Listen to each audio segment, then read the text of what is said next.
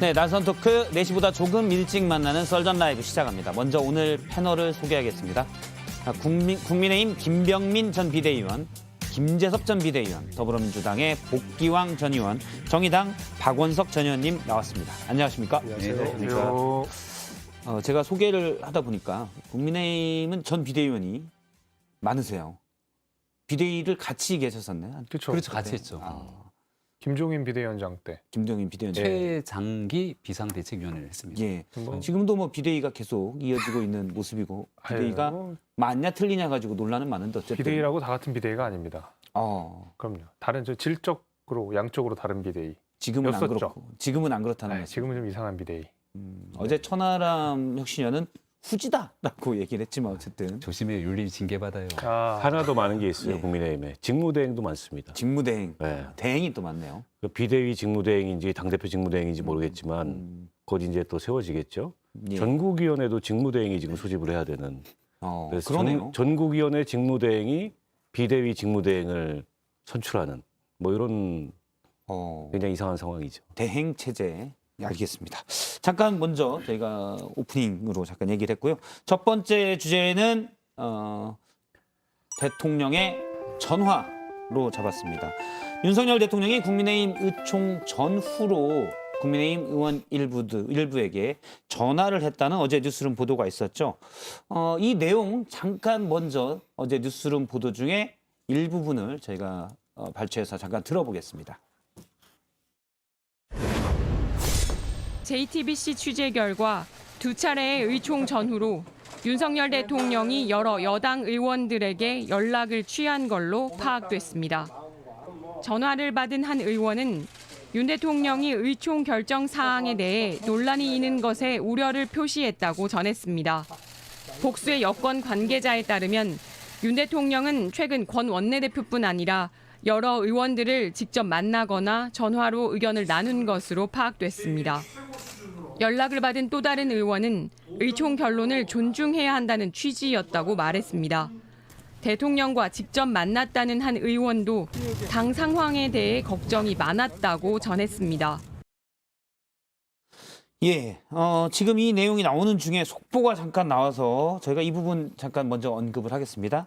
검찰에서 더불어민주당의 이재명 대표에 대해서 소환을 통보했습니다. 조금 전에 민주당 대변인이 발표를 했는데요.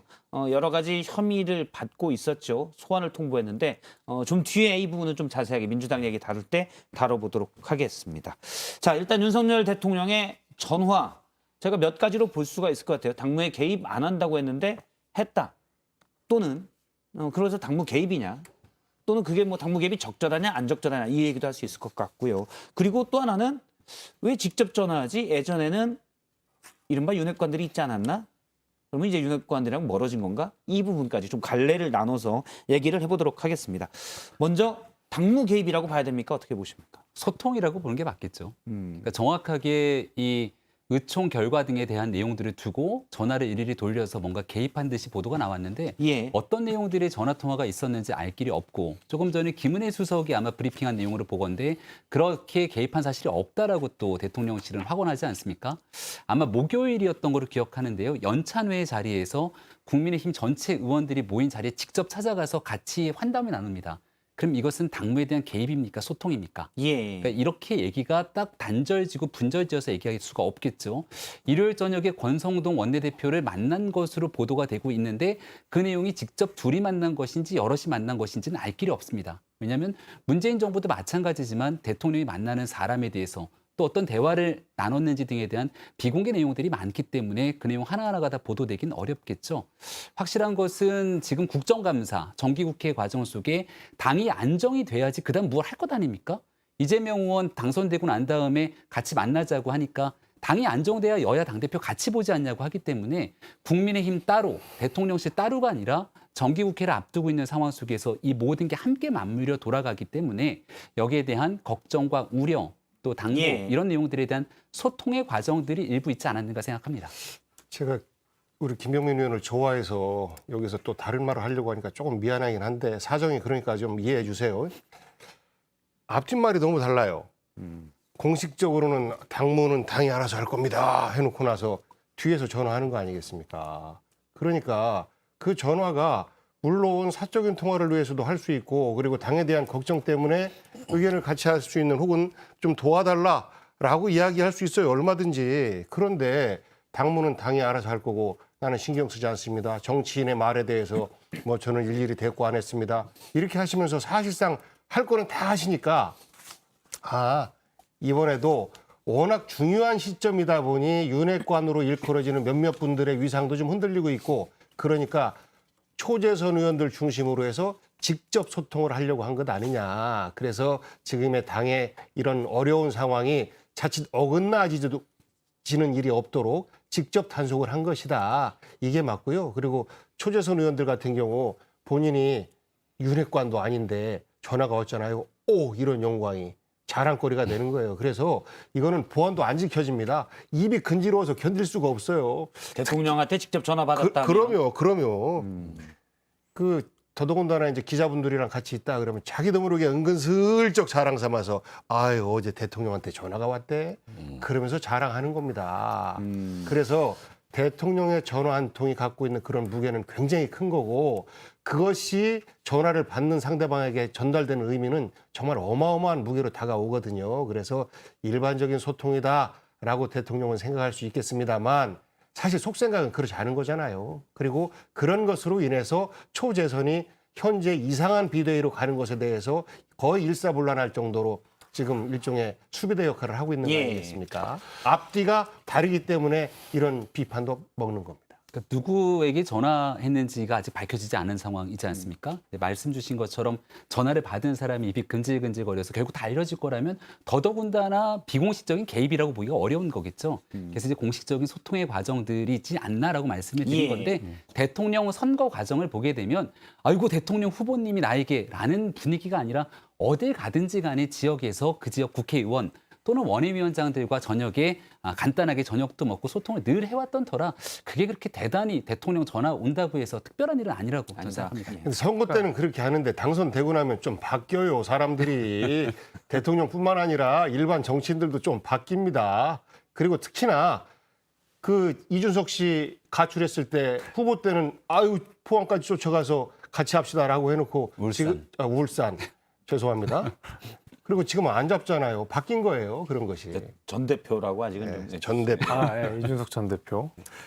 아니 근데 지금 우리 김병민 위원님 말씀하신 대로 이게 몇 명 의원들한테 전화만 돌려봐도 대통령이랑 누가 통화했는지를 금방 드러날 건데 이것을 가지고 당무 개입까지 나가는 거는 저는 조금 뭐 멀리 간 거라고 생각을 하긴 해요. 사실 개인적으로는.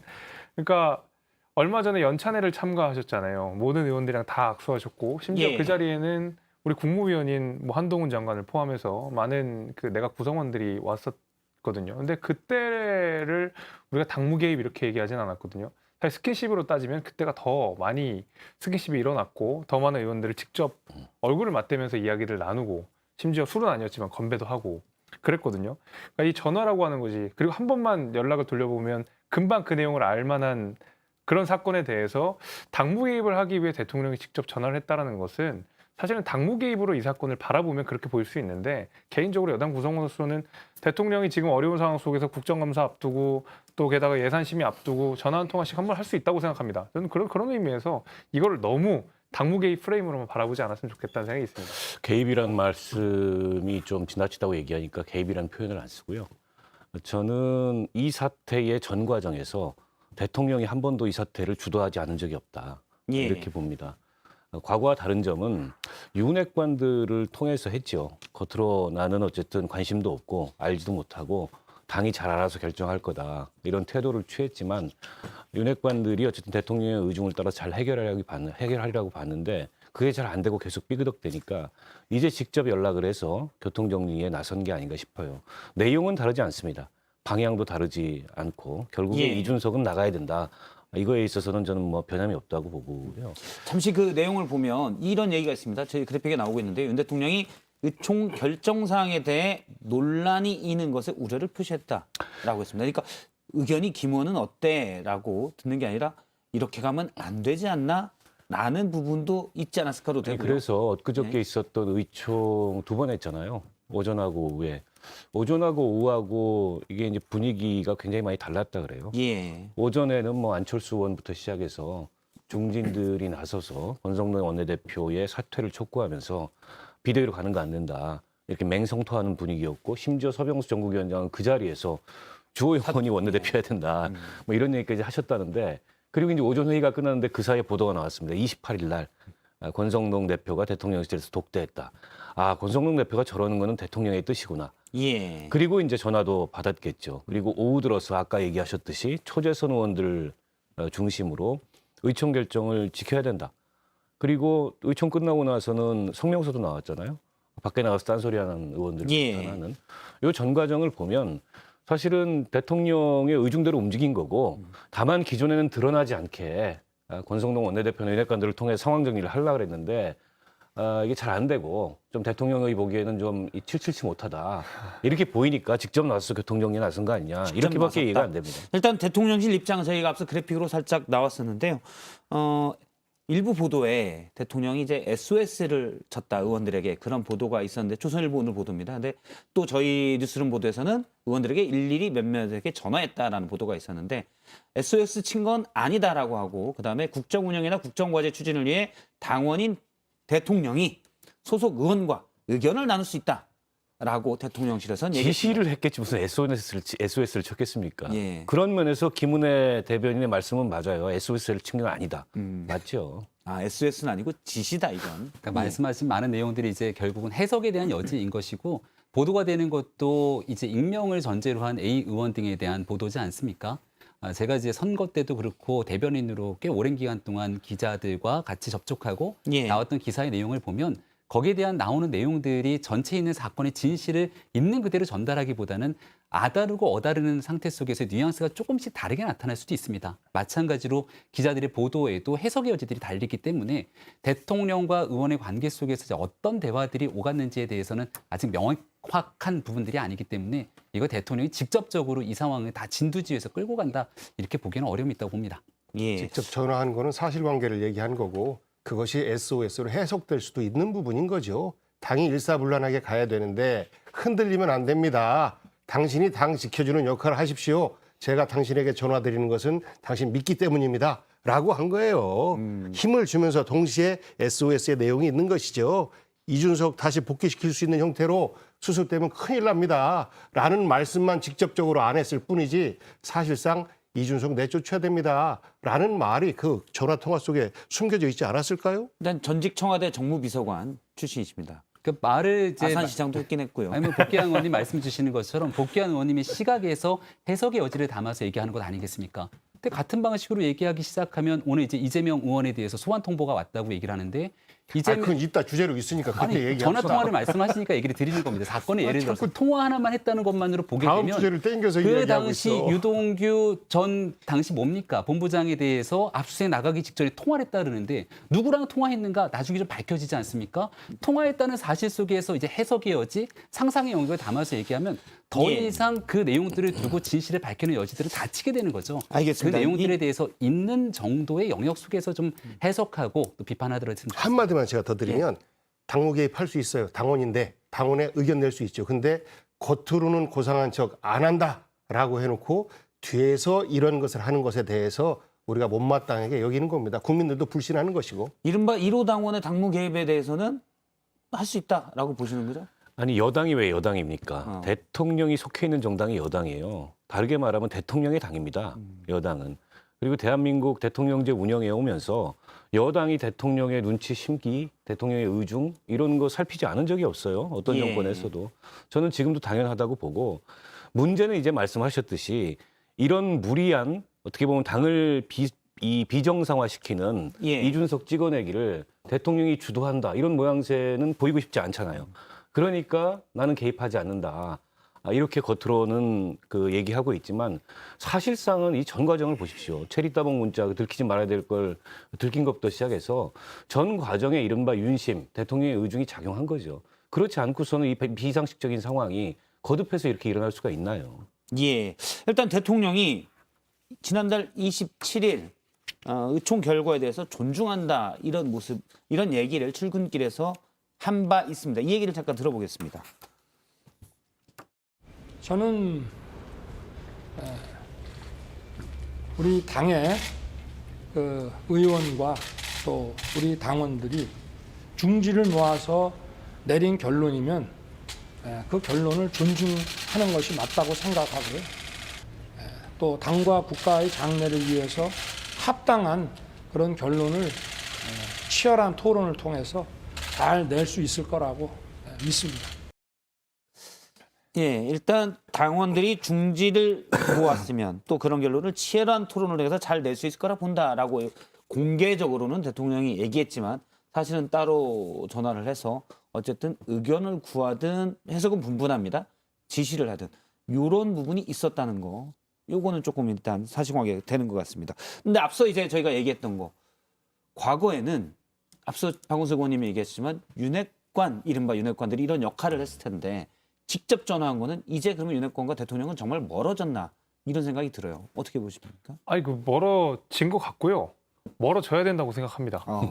좀 국정 운영의 가장 큰 그 비판 지점이 사실은 이제 윤핵관들 아니겠습니까? 특히 그리고 이준석 대표랑 아주 경쟁 구도, 그다음에 대립 구도가 격화가 돼 있는 상황 속에서 윤핵관들의 모습이 자꾸 국정 운영에 내지는 여당에 비춰지는 것 자체가 대통령 입장에서는 굉장히 부담스러울 거예요. 그렇다고 해서 지금까지 윤핵관들이라고 불리는 분들께서 정말 여당을 잘 이끌어 왔느냐, 대통령과 그 여당의 가교 역할을 충실히 해냈느냐, 그렇지 않다고 생각하거든요. 근데 그런 의미에서 그럼 윤핵관들은 2선, 3선으로 쭉 밀려나야 된다고 생각을 하고, 사실 이번은 너무 늦었어요. 이번 전 너무 늦었다고 생각하고, 예. 장제원 의원을 예로만 들어도 그렇습니다.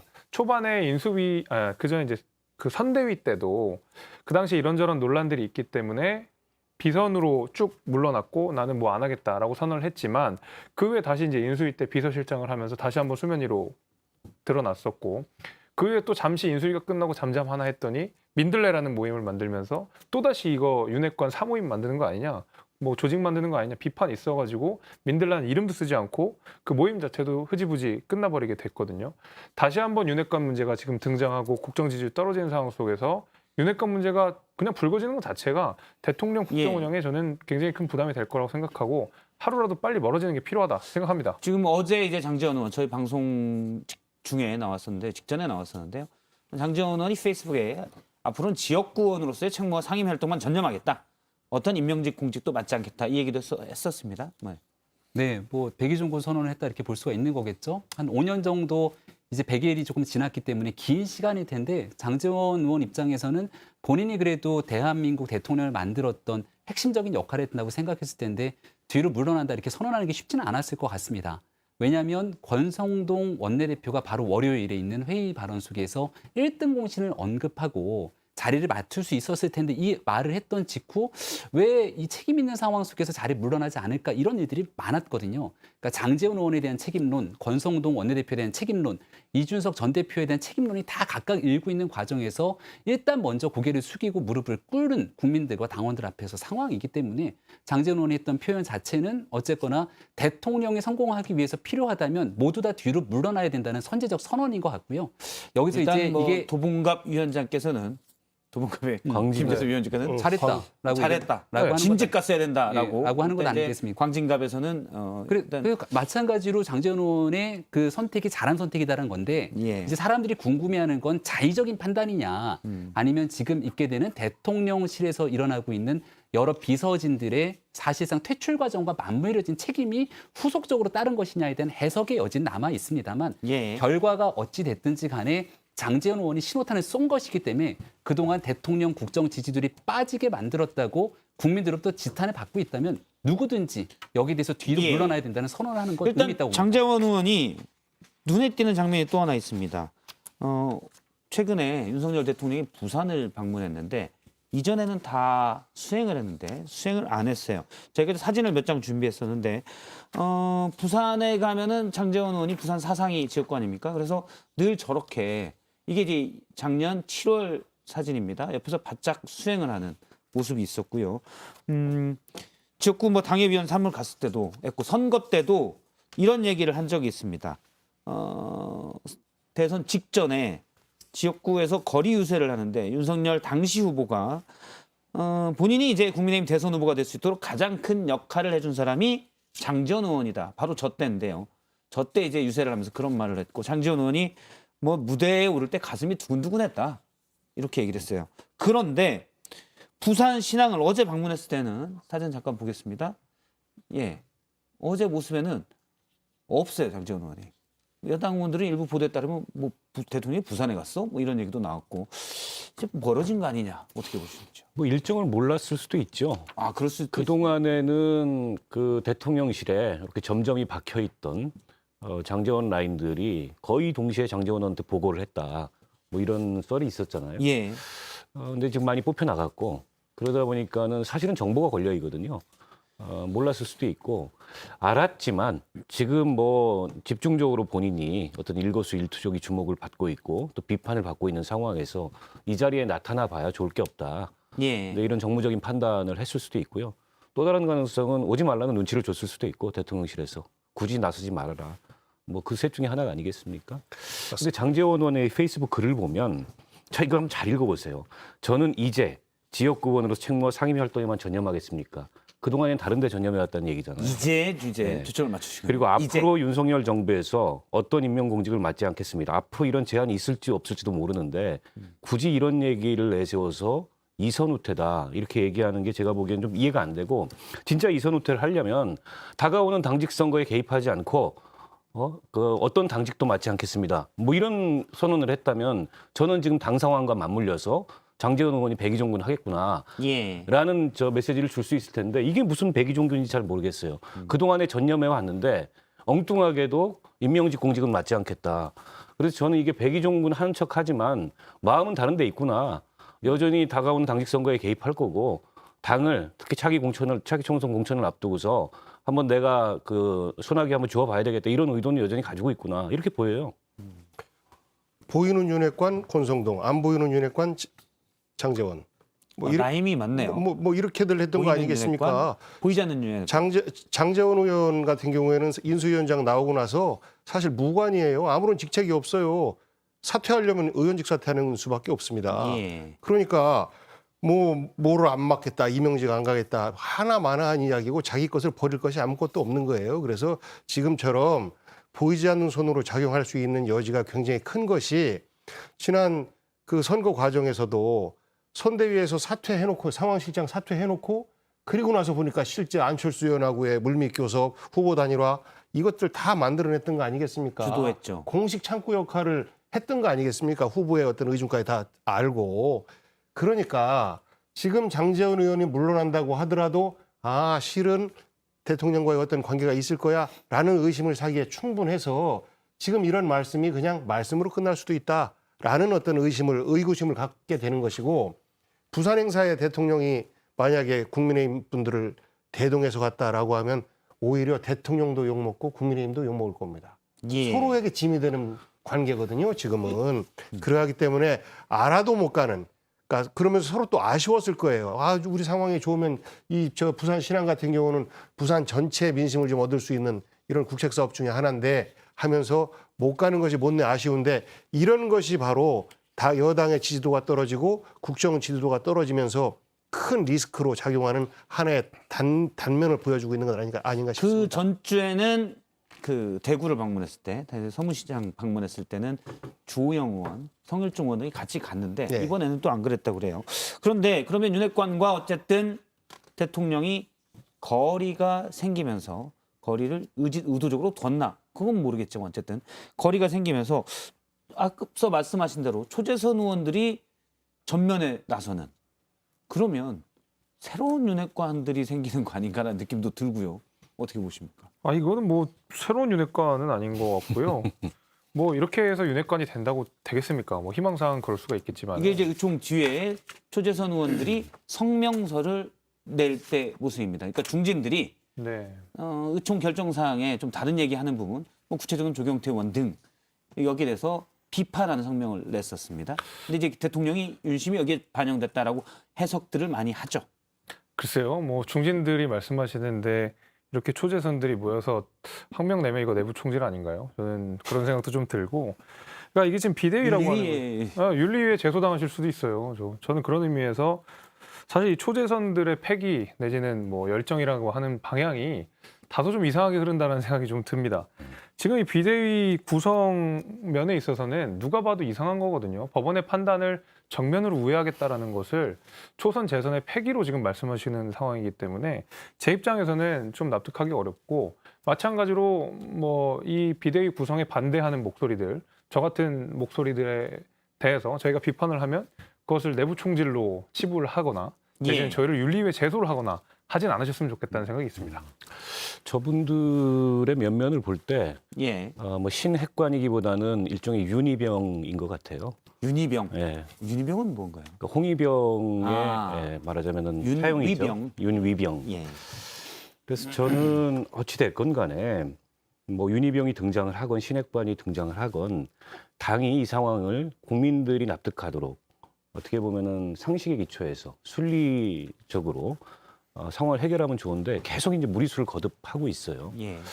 그렇다 보니까 지금 이제 전국위원회가 당원을 개정해야 되는데 이준석 이 전 대표가 또 가처분을 냈다 그래요. 그 전국위원회 소집을 금지해 달라는. 그리고 이제 9월 14일 날 지난번에 했던 가처분 기일이 심리 기일이 잡혔고, 만약 그 똑같은 이제 재판부가 그걸 다루게 되는데 지난번 판결과 동일한 취지로 비대위원들에 대한 가처분도 인용이 된다면 지금 하고 있는 결정들이 다 무의미한 결정이 돼버리는 거 아니겠습니까? 근데 그 점에 있어서는 안철수 의원께서 지적하시는 게 맞아요. 당을 어떻게 그런 불확실성 속에다가 놓고서 이 당의 운명을 법원에다 맡기냐.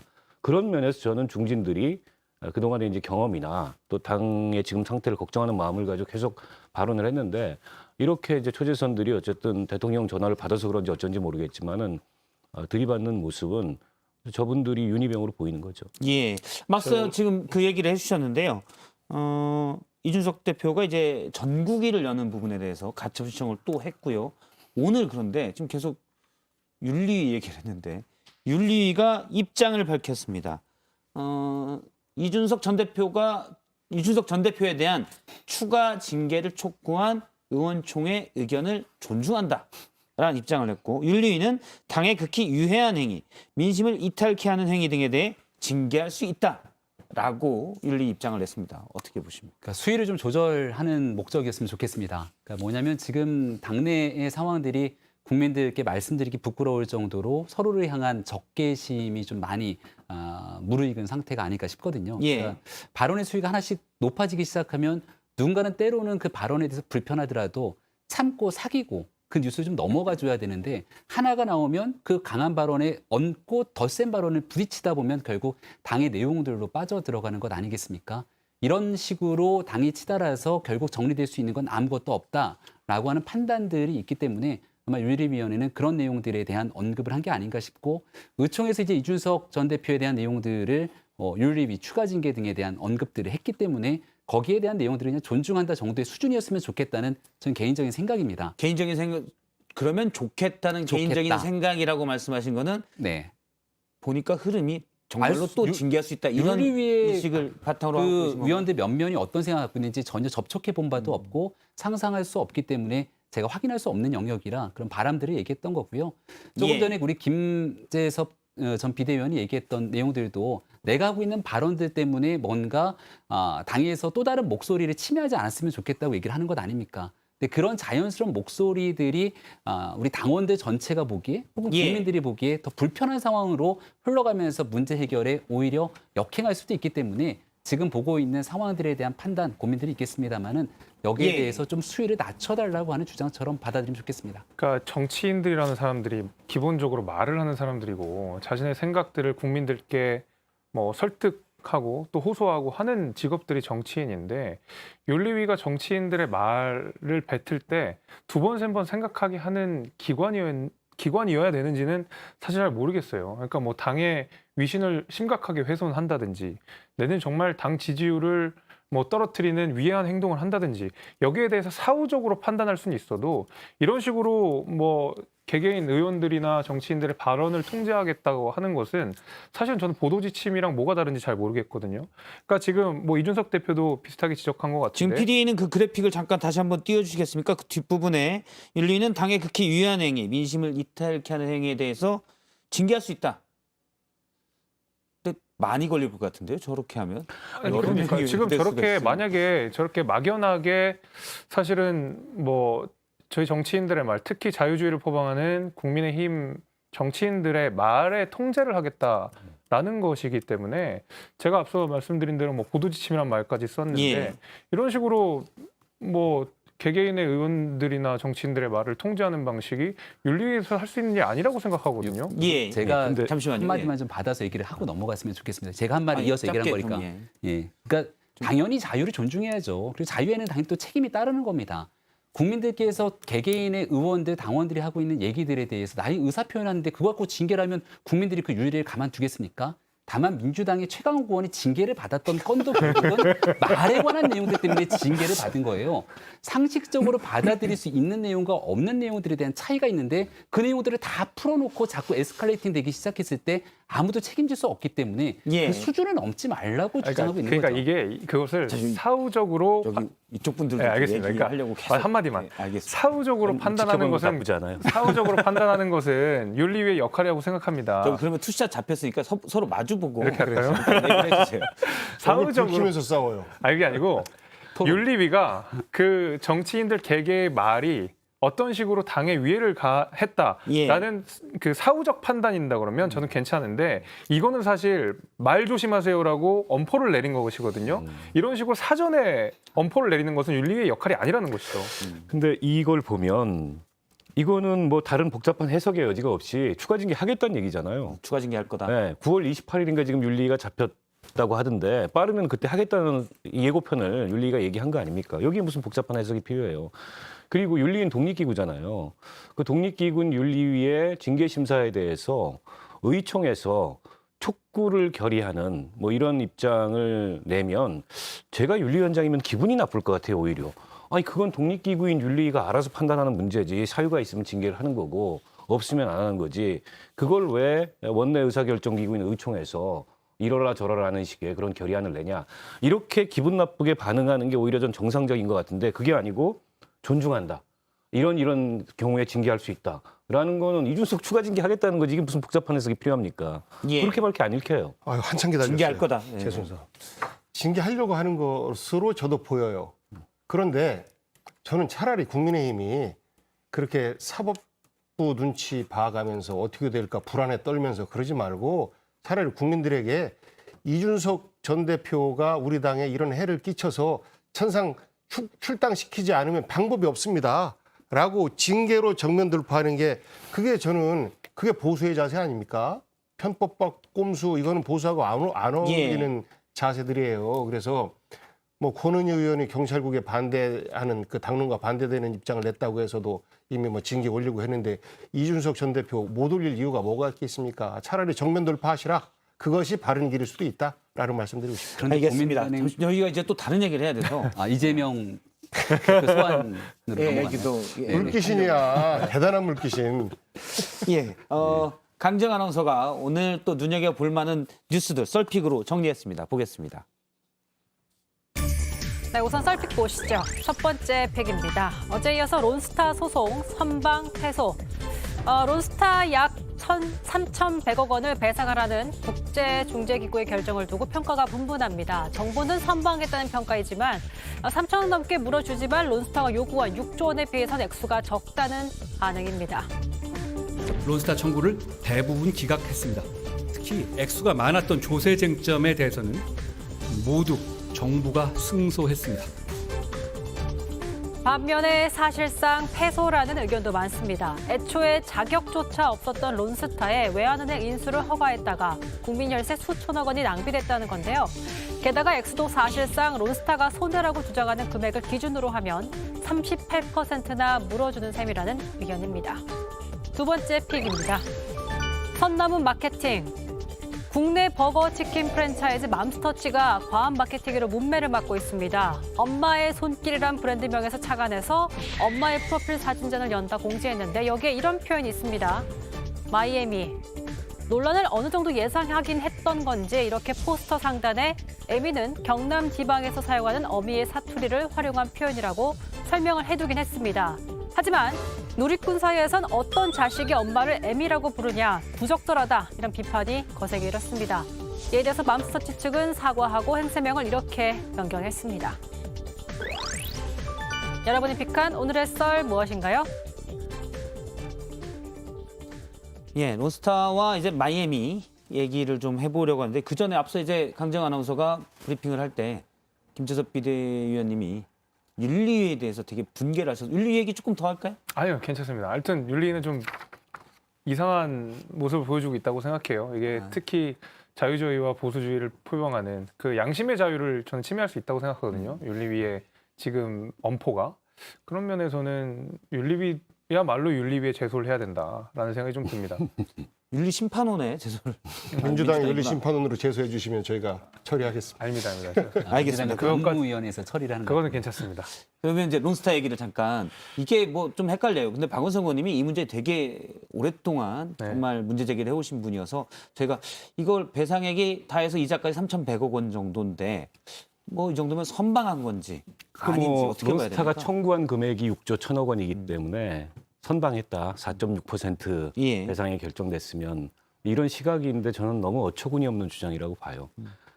사법적 심사의 대상이 돼야 되는 건 론스타가 주장하는 당시에 그 하나금융주주에 그걸 매각할 때 대한민국 정부의 승인 지연으로 인해 손해를 봤다라는 주장을 과연 우리가 인정할 거냐. 예. 즉 우리 정부가 잘못한 게 있느냐. 이게 사법적 심사의 대상이죠. 론스타가 얼마를 주장하건 그건 본인들의 주장이기 때문에 의미가 없는 거고. 그리고 이게 워낙 론스타의 주장이 그 과장이 돼 있습니다. 그래서 아마 이게 전문가들은 한 1조 원 정도 내에서 실제 손실을 입은 걸 가지고 금액이 결정될 수도 있다 이런 우려였는데 지금 그 론스타가 제기한 게 크게 두 가지입니다. 하나는 조세에 관한 소송이고 예. 하나는 금융감독 부분에 관한 소송인데 조세에 관한 소송은 전혀 론스타께 인용된 게 없고 금융감독 관련된 부분은 거의 한 50% 정도가 인정이 된 거예요. 예. 근데 이걸 가지고 뭐 95% 승소했다라는 건 전 말장난에 가깝다고 보고. 근데 과연 이 론스타가 애초부터 하나은행을 외환은행을 인수할 자격이 있었냐? 자격이 없었습니다. 론스타는 2003년에 외환은행을 인수해서 2012년에 하나은행이 그걸 매각하고 떠날 때까지 단 한 번도 금융자본이었던 적이 없습니다. 우리 은행법상 산업자본은 은행의 대주주가 될 수 없어요. 근데 그 당시에 2003년도에 그전 은행법의 시행령 조항을 끌려다가 일종의 이제 외환은행을 부실은행으로 보고 예. BIS 조작설, 이른바 은행의 자기 자본 비율 조작설이 거기서 나오는 겁니다. 조작해서 헐값에 넘겨버린 겁니다. 거기에 우리 금융 관료들이 어떻게 보면 혁혁한 기여를 했고 그 중에 한 사람이 지금 추경호 기재부 장관입니다. 당시에 재경부 은행 제도과장을 했고 예. 지금 그 이창용 한국은행 총재는 당시에 금융위 부위원장이었어요. 그 보고서를 받아봤습니다. 산업자본이기 때문에 외환은행을 인수할 자격이 없다. 이거 보고서를 받아보고도 그걸 외면했어요. 이분들이 지금 다 이 정부의 요직에 앉아 있는 거고 굉장히 역설적이게도 2006년도에 한번 이 문제를 대검 중수부에서 수사를 했습니다. 그래가지고 다 기소 의견으로 당시에 변양호 예. 재경부 금융정책국장, 외환은행장 정영국장은 나중에 이제 무죄. 이 사람들을 기소하는 예. 기소 의견으로 검찰에서 이 수사 결과를 매듭지었는데 그때 수사 검사가 지금의 윤 대통령, 그다음에 한동훈 법무부 장관 그리고 이복현 금감원장이었습니다. 이분들 론스타 사건에 대해서 굉장히 잘 아실 거예요. 어떻게 보면은 과거의 악연이었는데 지금은 뭔가 이상한 인연으로 만나가지고 정부에서 같이 일을 하고 있는데 전 지금부터 해야 될 거는 국회에서 저는 국정조사나 청문회해야 된다고 봅니다.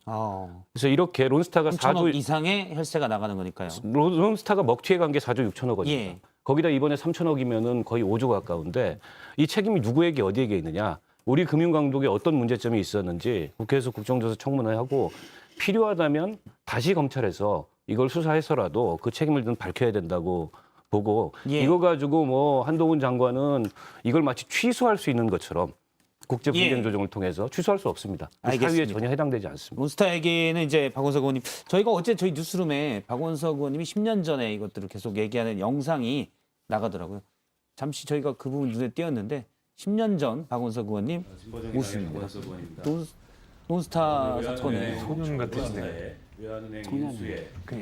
청년 박원석 의원님의 모습을 잠깐 너무 다 놀라서 보고 계시는 것 같은데 자 이제 계속 좋은 데도 있었고 토크 진행하도록 저도 저럴 때가 있었습니다. 토크 진행하겠습니다. 소년 같으세요, 소년. 와, 그래서 다 네. 오셔서 참고로 중간에 말씀 주신 이창용 하는 총재 같은 경우는 문재인 정부 시절에 문재인 대통령 추천으로 임명된 인사이죠. 알겠습니다. 마이애미도 한 말씀. 예. 아니, 가치가 나중에 가끔 문제가 생겨서 내리긴 했습니다. 이 마케팅이 그러니까 선을 넘는 경우들이 좀 있어요. 예. 확실히 뭐 최근에 뭐 마약 마케팅 해가지고 마약 베개, 마약 떡볶이, 막 무슨 마약 어쩌고저쩌고 불러가지고 파는 것이 마약에 대한 경각심을 떨어뜨린다는 이유로 실제로 마약이라는 표현을 금지시키고 이런 일들이 있었거든요. 근데 이것도 마찬가지로 이게 누가 봐도 좀 금도를 넘는 일이잖아요. 그래서 각 회사별로 윤리위를 두셔가지고 이런 것들은 좀 엄하게 다스리면 좋겠다 생각이 좀 듭니다. 예. 국민의힘 윤리위원들 좀 모셔가면 좋겠어요. 아무튼 뭐 이런 거는 윤리위에 싹 정리할 수 해결할 있어요. 일인 거라고 생각합니다. 조금 지나간 이야기인데 론스타 관련해서 그 당시에 2003년도에 론스타가 의원을 인수하는 과정에서 있을 때 한덕수 현 총리가 당시에 그 김앤장의 고문으로 있었고 예. 김앤장이 법률 대행을 했다. 이런 것들에 대해서 총체적으로 우리 사회에 어떤 문제가 있는 것 아니냐. 모피아 논쟁이 검찰과 재무관료 이 두 집단이 대한민국을 흔들고 있는 거 아니냐라는 우려들을 우리가 확인하고 있는 거예요. 예. 그럼 이제 민주당 얘기로 넘어가도록 하겠습니다. 김병민 비대위님이 아까부터 계속 민주당 얘기 언제 하냐 뭐 그러시는데 시간이 넉넉한가요? 시간은 막 10분 좀 안 좋게. 뭐 제 시간은 그냥 김병민 위원장한테 드리겠습니다. 예. 시커다 그럼, 시라고. 댓글 고지를 안 했는데 댓글을 지금도 많이 올라오고 있습니다. 있는데 일단 선정해서 있다가 영화 상품권 2장씩 보내드린다는 점 매일 합니다. 일단 두 번째 주제를 보겠습니다. 저희가 주제를 급하게 바꿨는데요. 이재명의 소환으로 바꿨습니다. 이재명 대표에 대해서 경찰에서 출석하라 소환을 했습니다.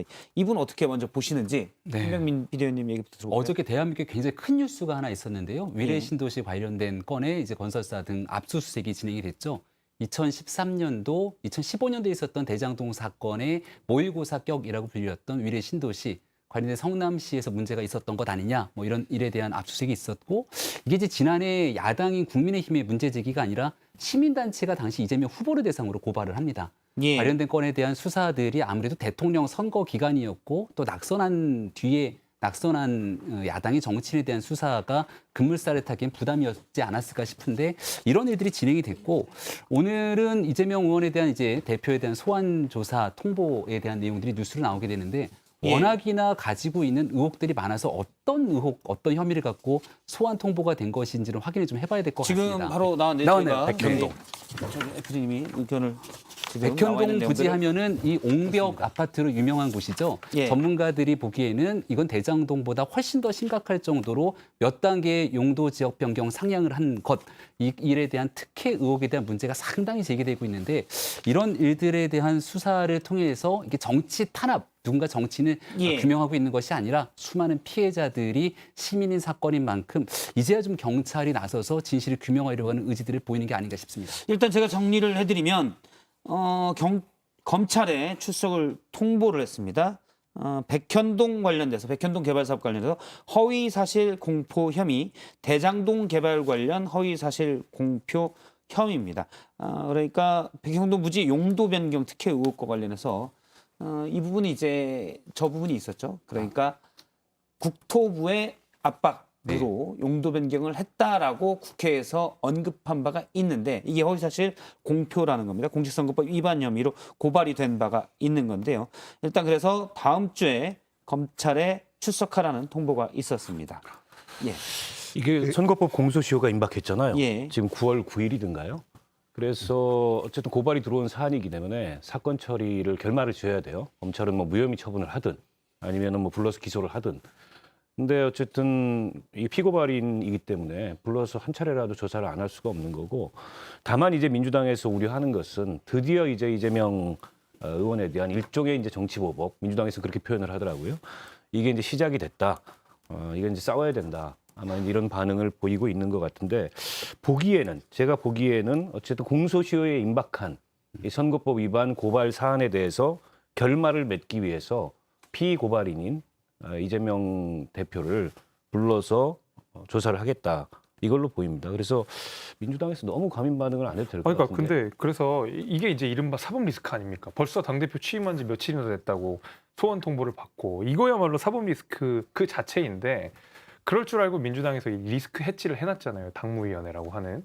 그래서 실제로 복귀현 의원님도 당무위원회 안에 계시지만 박성중 대변인이 이거 터무니없는 이유다. 도저히 납득하기 어렵다. 민주주의 훼손한다. 라고 성명서까지 내는 마당에 당무위에서 지금 백현동에 관한 수사, 뭐 대정동과 관련된 여러 가지 수사 이런 것들에 대해서 아주 당당하고 자신 있게 이것은 정치적 수사니까 이재명 대표의 직무를 정지할 수 없습니다. 라고 이야기하기가 쉽지 않을 거라는 생각이 드는 거죠. 저는 그래서 그전에도 이야기했지만 윤리심판원에서 당무위원회로 이 심판의 그 주체자가 바뀐 것은 바로 이 사법 리스크를 해지하기 위한 더불어민주당의 해안이다라고 생각합니다. 그건 김재섭 의원 생각이고 어쨌거나 정무적 판단을 내리는 데 있어서는 당무위원들 구성 말씀드렸잖아요. 제가 각 국회 상임위원장들, 시도당 위원장들, 광역단체장 그리고 주요 전국위원회 위원장 요 인원밖에 안 돼요. 최고위원이랑 당대표. 그러니까 이제 네. 그 최고위원들이 각각 자기들이 선거로 당선되는 사람들이고 시도당 위원장도 마찬가지고 그렇기 때문에 일사불란하게 누구 편들기 위해서 당을 구렁텅이로 빠뜨리는 그런 일은 없을 거고 예. 아까 백현동 관련해서 뭐 여러 가지 말씀하셨는데 그건 다 썰이고 거기서 얘기하는 시민단체라고 하는 것이 지금은 시민단체가 과거처럼 깨끗한 이미지의 시민단체가 아니잖아요. 지금은 그야말로 어느 특정 정당을 지지하는 시민단체의 외피를 쓴 이런 정당들도 충분히 있어서 이런 단체들도 충분히 있어서 윤미향 의원 같은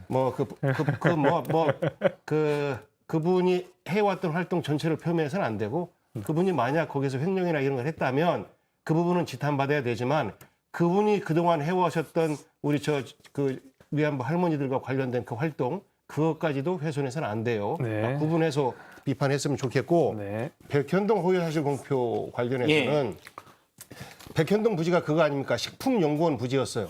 식품연구원 부지를 고가로 매각을 하면서 이 조건상으로 용도 변경을 조건으로 듭니다. 식품연구원은 거기서 돈을 받아가지고 또 다른 그 부지를 사야 되니까. 그런데 당시에 성남시에서는 이 식품연구원 부지에 공공기관 유치를 하려고 삼고 있었어요. 그런데 그 식품연구원에서는 이것을 민간한테 팔아서 용도 변경을 시켜가지고 결국은 여기서 주택을 짓게끔 하려고 하는 이러한 협조 공문을 무려 24차례나 보냈고 여기에 국토부에서도 비슷한 협조 공문을 보냈단 말이죠. 이런 것들에 대해서 이재명 의원이 한 말이 그겁니다.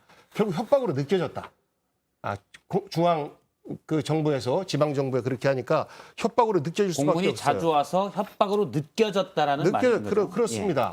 느껴진 거예요. 협박이라고 하는 것은 개인이 느끼는 감정 아니겠습니까? 그런데 제가 아는 분들, 물론 제가 아는 분들이 대부분 다 친민주당 성향일지 모르겠습니다만 이런 것을 가지고 기소하는 경우 못 봤다라고 하는 것이고 이런 경우를 가지고 적어도 그 야당의 당대표, 야당의 대통령 후보였던 사람을 소환 통보하는 거 이것은 정말 일단 민주당은 민주주의 훼손하려는 윤석열 검찰공화국의 정치보복에 강력하게 맞서 싸울 것이라고 과거 DJ를 박성준 그렇게 대변인이 죽이려고 했던 얘기했습니다. 군부 독재 시도와 크게 다르지 않아요. 제가 볼 때는.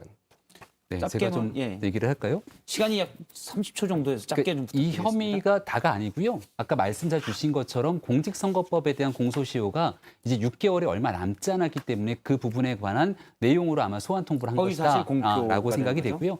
허위사실 공표에 대해서 이재명 대표께서 경험이 좀 있어갖고 큰 부담은 되지 않을 거예요. 2018년 지방선거 때 있었던 당시 친형 강제 입원 등에 대한 내용들 때문에 대법까지 가지 않았습니까? 근데 그 대법관이란 졌어요. 제가 졌어요. 의혹 등으로 인해서 그 문제도 아직 풀리지가 않았어요. 해야 될 일들이 졌어요. 너무 많기 때문에. 초밥도 얘기하고 또 샌드위치도 얘기하고 그러니까 하시죠. 이제 시작이니까 차분히 지켜보시고 그 내용이 어떻게 이제 진행될지. 시작이다. 네, 알겠습니다. 국회의원님 바로 졌다고 했기 때문에 엄청난 사법 저희도 이제 리스크네요, 정말. 댓글로 넘어가도록 하겠습니다. 유튜브로 많은 분들이 의견을 주셨는데요. 좀 얘기를 하면 일단 대통령의 전화, 당무 개입인가 소통인가 관련해서 집중님, 통화한 의원들은 본인들이 윤핵관 된 걸로 착각할 듯이라는 의견 주셨고요.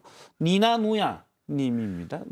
아이디가 니나누야 님은 대통령 본인이 전화했다는 건 개입인데 지금 대통령이 해야 되는 건 이준석 전 대표에게 전화해서 다시 뭉치자 해야 된다. 라고 얘기를 주셨습니다. 근데 모두 모연님, 앞서 이제 대통령의 부산 일정을 윤핵관들이 몰랐냐라는 부분에 대해서 일정을 몰랐다는 건 말이 안 돼요. 건의사랑에는 대통령 일정이 돌아다니는데 모를 수가 없습니다. 라는 의견을 주셨습니다. 팬카페 회원이 아니면 모를 수도 있고요. 어쨌든 예.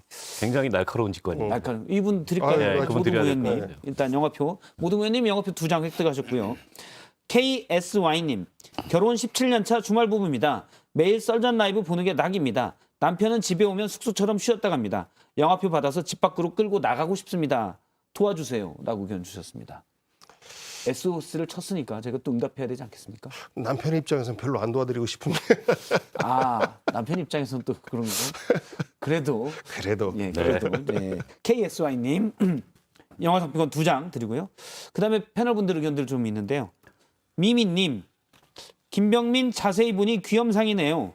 하도 열심히 쉴드 치셔서 좀 얄미웠는데 라는 의견도 주셨습니다. 예.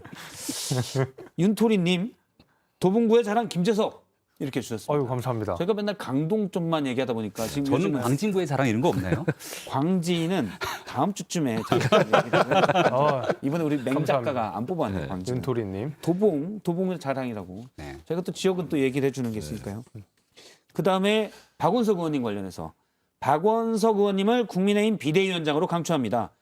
국민의힘 권리당원입니다. 살다 별 얘기를 다 듣습니다. 근데 이제는 국민의힘은 책임당원인데 권리당원이 아니라. 아 그래요? 네. 저분은 위장 권리당원인 것 같아요. 민주당이 권리당원이라고 쓰거든요. 그렇죠. 민주당이 권리당원입니다. 알겠습니다. 굉장히 나이스 트라이였습니다. 국기영 의원님은 눈빛이 맹세 눈빛이십니다. 아, 살아있네라고. 아, 내 눈빛을 죽여야 되는데 이게 참 큰일 났네. 예, 이분은 근데 임금님께 캔디님 이미 선물 한번 받으셔서 아. 못 받습니다. 알겠습니다. 저희가 지금 PD가 보여드릴 사진이 하나 있다고 그래서 그 사진만 잠깐 짧게 보겠습니다. 예, 지금 이재명 의원이 오늘 국회에서 사진을 보고 있는 게 걸렸는데요. 체리따봉이 있는 건 아니고요. 거기에 이제 보좌관이 오늘 검찰의 출석 요구서가 오전에 왔습니다라고 하는 부분이 있습니다. 혐의에 대해서도 나오는데요. 백현동 관련해서 대장동 관련해서 허위사실 공표 혐의입니다. 뒤에 전쟁입니다라는 부분이 눈길에 듭니다. 오늘 오후부터 계속 전쟁이 될 것 같은 분위기인데요. 내일 또 이 부분을 또 집중적으로 다뤄보도록 하겠습니다. 네 분 말씀은 여기까지 듣겠습니다. 고맙습니다.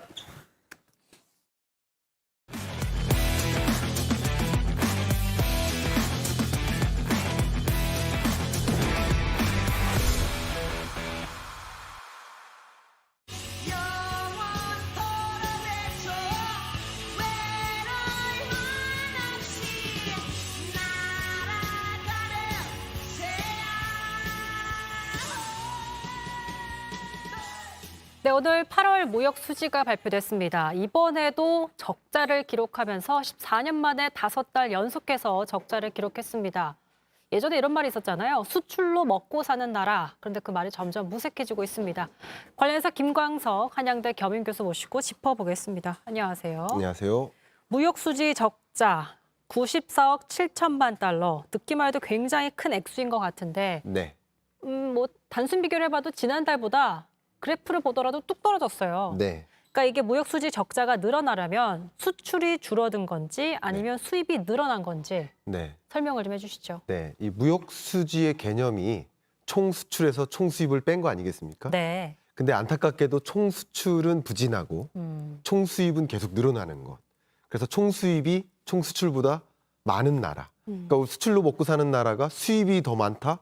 그 수입이 더 많은 그 상황이 몇 개월째 계속 유지된다? 이게 굉장히 불안한 거죠. 근데 왜 이 달러 강세 기조면 수출이 더 좋은 거 아니냐? 생산성이 더 높아지고 좋은 거 아니냐? 좀 더 싼 가격에 많이 사갈 것 같은데. 그렇죠. 근데 의외로요.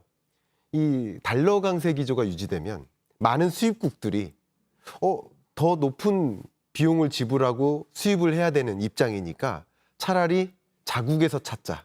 아니면 쌀 때 사왔던 그 비축분을 활용하고 달러가 떨어지면 그제서 수입하자. 그러니까 결국은 우리나라의 수출처들이 수입문을 닫는 거예요. 그러니까 그런 현상들이 맞물리면서 총 수출이 줄고 있고요. 그리고 또 중요한 것은 총 수입인데요. 총 수입이라는 관점에서도 이 달러 강세 기조가 계속 나타나고 원자재 가격이 급등하니까 우리가 계속 수입 규모가 커지는 거예요. 그러니까 총 수입은 다른 말로 단가 곱하기 양인데 양이 유지된다고 해도 단가가 커지는 거죠. 특히 원자재라든가 에너지 가격 이런 것들이 치솟는데 하물며 달러 가치까지 커지니까 그 양은 유지되더라도 총 수입 규모가 커지는 거죠. 결과적으로는 총 수출은 크게 늘지 않고 부진한 상황인데 총 수입은 엄청나게 늘면서 지금 무역 적자 규모가 우리 통계를 작성한 이래로 최고치라고 볼 수 있겠습니다. 근데 조금 더 이제 살펴봤더니 반도체가 같은 기간 지난해 대비 7.8% 그러니까 수출에서 반도체가 줄었기 때문에 지금 말씀하신 대로 좀 유지 상태. 네. 하지만 석유 제품이나 자동차, 뭐 2차 전지 이런 거는 역대 최고를 기록했음에도 불구하고 지금 무역 수지 적자 상태입니다. 네. 그 원인 중 하나가 이제 에너지 가격, 에너지를 이제 우리는 사와야 되는 상태이기 때문에 네. 뭐 아시다시피 지금 뭐 우크라이나, 러시아 전쟁하고 있기 때문에 천연가스, 러시아 얼마 전에 또 유럽을 향해서 끊었잖아요. 네. 그러면서 수요가 높아지니까 가격이 높아지고 네. 거기에 의존하는 우리나라는 아무래도 거기에 이제 수입을 많이 하다 보니 그렇습니다. 적자에 많은 기여를 했다라는 얘기들이 나오고 있거든요. 정확한 표현이십니다. 네. 그러니까 에너지 수입의 규모의 증가율을 보면 정말 생각하기 어려울 만큼 91.8%입니다. 이건 어마어마한 증가세예요. 그러니까 우리나라 성장률이 2.5%라고 본다면 91.8%로 에너지 수입량이 는다. 이거는 엄청나게 어려운 상황이고요. 네. 정확한 거 지적해 주셨는데 반도체 수출이 우리나라 전체 수출 규모의 대략 20% 가까이 차지하거든요. 근데 반도체 수출이 안 좋으면 우리나라 수출은 어려워요. 네. 반도체 수출이 좋으면 우리나라 수출은 좋아요. 그러니까 너무 특정 품목에 집중적으로 편향되어 있는 수출 구조도 좀 문제라고 지적할 수 있겠습니다. 근데 이렇게 달러 강세 기조 속에서 상대적으로 우리나라 원화는 다른 주요 반도체 강국들에 비하면 강한 상태예요. 달러보다는 약하지만 우리나라 원화는 나름 강해요. 그러나 유럽이라든가 일본과 같은 이런 주요 반도체 다른 선진국들은 상대적으로 이들 통화의 가치가 너무 떨어지니까 반도체 수출 경쟁력이 생기는 가격 경쟁력이 생기는 거예요. 오히려 그러니까 수출 경합도가 높은 이 품목에 있어서 가격 경쟁력이 떨어지니까 반도체 수출은 좀 어둡고 반면에 에너지 수입액은 많고 그러니까 무역 수지 적자 기조가 계속 유지되는 그런 흐름이라고 해석할 수 있습니다. 저희가 에너지 수입을 많이 했기 때문에 지금 무역 수지가 적자가 5개월째 이어진다고 말을 했었는데 네, 유럽이 지금 러시아가 정말 가스를 끊었거든요, 이번에. 네, 맞습니다. 하루아침에 러시아 푸틴이 네. 돌변해서 끊었는데 네, 그래서 에너지난이다, 엄청나게 심각할 것이다, 정말 추운 겨울이 될 것이다라는 얘기 나오는데 네. 유럽은 그렇고 네. 우리나라는 지금 괜찮습니까? 예, 우리나라는 물론 에너지 수입액은 많고요. 그러나 러시아에 대한 의존도는 상대적으로 낮기 때문에 그러니까 러시아에 절대적으로 의존하는 북유럽 국가들이 가장 힘든 구간을 만나고 있고요. 상대적으로 러시아가 아닌 다른 나라들에 대한 에너지 수입 의존도, 우리나라는 중동이라든가 그런 나라들에 대한 의존도가 상대적으로 높기 때문에 다행인 거라고 생각을 하고 있습니다. 자, 가스가 있으면 사실 대체제로 국제 유가도 한번 살펴봐야 되는데 네, 지금 대체로 사실 유가가 많이 떨어졌어요. 하락세이긴 하지만 최근에 이제 오펙 플러스라고 해서 산유국이 이제 감축을 하겠다. 네. 사우디를 기반으로 해서 맞아요. 미국은 사실 본인의 셰일가스와 그런 것들이 기반되어 있기 때문에 거기가 감축을 하더라도 네. 살아남을 수 있겠지만 우리 같은 경우에 또 석유를 또 사와야 되기 때문에 네. 좋지 않은 소식이에요. 네. 제가 한번 질문 드려볼까요? 우리 몸을 구성하는 70%가 물이죠. 물이죠. 네. 우리가 지니고 있는 것의 70%가 원유입니다. 여기 있는 모든 것들이 그렇죠. 옷부터 섬유도 그렇고. 다 원유를 가지고 만드는 거예요. 원유 가격이 계속 치솟으면 우리는 물가 잡는데 굉장히 어려움을 또 겪을 수밖에 없는 거예요. 왜냐하면 물가는 원유 또 한 금리랑 방울 다 연결돼 사오니까. 있고요. 예. 네. 그런 거라고 좀 생각을 해볼 수 있는데 그래도 다행히게도 저는 이제 미국 에너지 정보청의 국제 유가 전망을 이제 준수를 하고 있는데요. 그게 표본이라고 생각하시면 좋겠고요. 어쨌든 미국 에너지 정보청 EIA는 22년 2분기가 국제 유가의 고점이고 3분기, 4분기 안정화되는 그리고 23년에도 안정화되는 다만 안정화될지라도 피크는 찍고 떨어지지만 전년과 비교하면 여전히 고유가 시대. 요 정도로 여러분이 그림을 그리시면 좀 도움이 될 것 같습니다. 자, 무역 적자가 어제는 계속된 게 2008년 금융위기 이후 처음이다. 14년 만이다. 이런 얘기 나오고 있습니다. 네. 지금 사실 미국도 경기 침체 얘기 나오거든요. 네. 왜냐하면 얼마 전에 있었던 미팅에서 제롬 파월이 금리 올리겠다. 네. 계속 가겠다라고 했기 때문에 그럼요. 그럼 경기 침체 정말 되는 거 아니라는 얘기 되게 많이 나오고 있어요. 더 강해지고 있어요, 사실은. 네네. 근데 그 여파가 우리나라까지 고스란히 올 수 있거든요. 네, 당연히 그렇습니다. 그러니까 우리나라의 수출 대상국 1위국이 중국이고 2위국이 미국이잖아요. 네. 결국 중국은 지금 어둡고 봉쇄하고 미국은 또 경기 침체로 연결되면 결과적으로 우리나라의 수출처는 더 줄 수밖에 없고요. 또 미국이 그런 식으로 움직이는 가운데 또 한 가지 중요한 방향성 한 가지가 경기 침체를 맞이하면서 경기 침체를 방어하기 위해서 세계에 있는 모든 다국적 기업들아 미국에 와서 공장 지어라 라는 압박을 가하고 있어요. 여러 가지 방식으로. 네. 리쇼링 정책을 추진하고 있죠. 그런 과정에서 수출길이 더 막히는 그런 국면에 놓여 있다. 결국 미국이 이렇게 금리 인상하고 물가 잡겠다는 그런 행보는 그래도 22년에는 괜찮다라는 증거일 수 있는데 23년에 경기 침체를 용인하게 될 것이다라고 보는 전망이 우세합니다. 그러니까 이번에 잭슨홀 미팅에서 제롬 파월도 그런 말씀을 하셨는데 볼커 이야기를 2번이나 했어요. 전 연준 근데 의장. 볼커는 볼커 쇼크라고 해가지고 네. 정말 물가를 잡을 때까지 금리를 올렸었던 네. 정말 미국인들에겐 정말 치를 떨었던 그런 시기였기 때문에 그 이름을 언급하고 그 방향으로 간다는 자체는 저희에겐 사실 그렇게 좋은 시그널은 좋은 아니에요. 시그널은 아니지만 네. 물가를 안 잡고 계속 경기 부양적으로만 움직이면 영원히 물가도 안 잡히고 영원히 경기 회복도 안 되죠. 근데 볼커처럼 일단 물가를 잡기 위해서 금리 인상 행보 강하게 가져가고 다만 경기 침체가 올 것이다. 경기 침체를 용인하겠다. 볼커 시대 때도 그렇거든요. 금리를 그렇게 가파르게 인상하니까 기업들의 투자가 위축되고 또 소비자들의 소비도 위축돼요. 그런 과정에서 경기 침체가 오죠. 그럼 물가가 잡히는 거죠. 공급이 부족하지만 수요도 떨어뜨리는 그런 과정이죠.